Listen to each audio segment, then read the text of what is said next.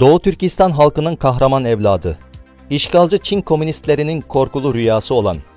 davetleriyle Doğu Türkistan halkı arasında Kerem Cihat adıyla bilinen, Allah'ın ismini üstün kılma yolunda hiç baş eğmeyen,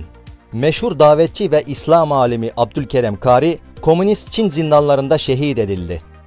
Merhumun vefat haberini alan Türkiye'de yaşamakta olan binlerce Doğu Türkistanlı, 7 Aralık Cuma namazından sonra Doğu Türkistan Ölemalar Birliği'nin organizasyonu ile Küçükçekmece Gültepe mahallesindeki Fatih Camisi'nde merhum adına gıyabi cenaze namazı kıldı.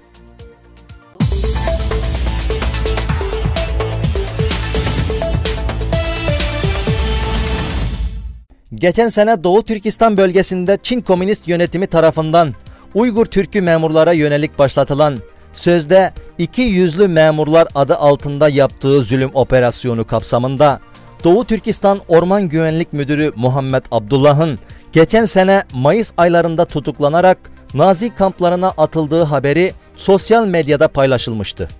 Özgür Asya Radyosu muhabirinin Doğu Türkistan'ın devlet kurumlarındaki memurlara yönelik yaptığı araştırması sonucu bu sene 68 yaşındaki emekli Muhammed Abdullah'ın iki yüzlülükle suçlanarak Nazi kamplarına atıldığı net bir şekilde belirlendi. Muhammed Abdullah 1950 yılında Doğu Türkistan'ın Korla vilayetinde dünyaya gelmiş, 1983'ten 1993 senesi arasında 2 sefer Korla Vilayeti Belediye Başkanlığı vazifesi yapmış.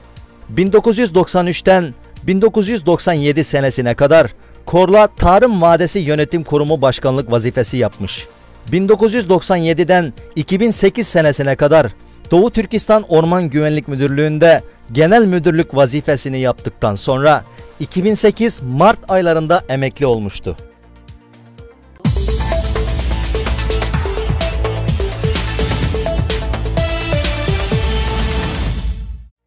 3 Aralık sözde Sincan Askeri Amaçlı Üretim ve İnşaat Kurumu'nun internet sitesinde verdiği habere göre sözde Sincan Uygur Özerk Bölgesi'ndeki Çin Komünist Parti Yönetim Kurumu ve askeri amaçlı kurulan Bintuen Yönetim Kurumları, Bintuen bünyesindeki 2 Aralık kışlık askeri eğitimlerinin başlangıç sırasında özel toplantı düzenleyip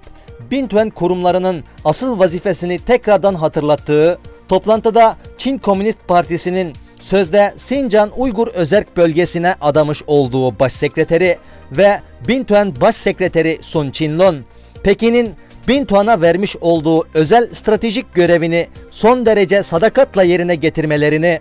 bunun için Bintuan'ın askerlik vazifesini daha da güçlü bir şekilde uygulaması gerektiğini söyledi.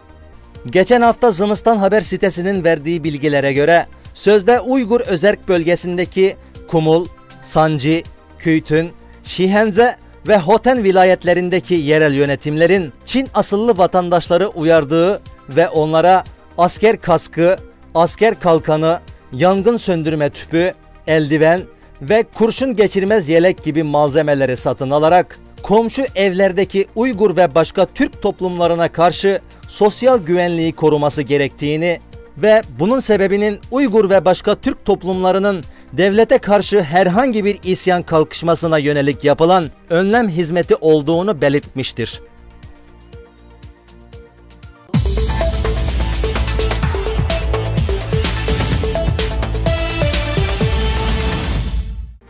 ...4 Aralık Doğu Asya ve Uluslararası İnternet Siber Güvenlik Siyasi Komitesi, Çin'den gelen tehlike konusundaki 3. seferlik şahitlik toplantısını gerçekleştirdi.